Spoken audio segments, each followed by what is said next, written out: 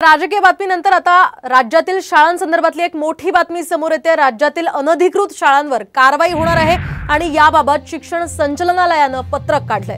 राज्यामध्ये अनधिकृत शाळा मोठ्या प्रमाणावर सध्या आहेत आणि त्या शाळा बंद कराव्यात अशी सूचना देण्यात आली आहे। या अनधिकृत शाळांच्या व्यवस्थापनाला 1 लाख रुपये सुद्धा दंड असणार आहे। शिवाय सूचना देऊन सुद्धा शाळा बंद न केल्यास प्रतिदिन 10,000 रुपये दंड आकारण्यात येईल। दरम्यान पालकांनी अनधिकृत शाळेमध्ये प्रवेश घेऊ नये असं आवाहन सुद्धा शिक्षण विभागाने केलंय। या संदर्भात आपण अधिक माहिती जाणून घेऊयात आमचे प्रतिनिधी सागर आव्हाड यांच्याकडून।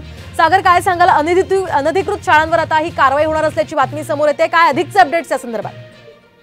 नक्कीच शैक्षणिक वर्षासाठी पुढच्या महिन्यापासून ऍडमिशन सुरू होतील। यावेळेस अनेक अनधिकृत शाळा ज्या आहेत त्या तयार होतात आणि पालकांना निघतात। त्यामुळे अनेक वेळा सत्र संपायच्या आधी पालकांना दुसरी शाळा बदलावी लागते। यासाठी शिक्षण संचालन विभागाने एक परिपत्रक जे आहे ते काढलेलं आहे। शाळेचा मान्यता क्रमांक शाळेच्या बाहेर असणं आवश्यक आहे। अशा शाळा जर नसतील, त्यांच्याकडे मान्यता क्रमांक नसेल तर त्यांना व्यवस्थापनाला 1 लाख रुपये दंड होईल। नक्कीच सागर, धन्यवाद दिलेल्या या सविस्तर माहितीसाठी। आपण पाहतोय शिक्षण विभागाने आता पालकांना अशा शाळांमध्ये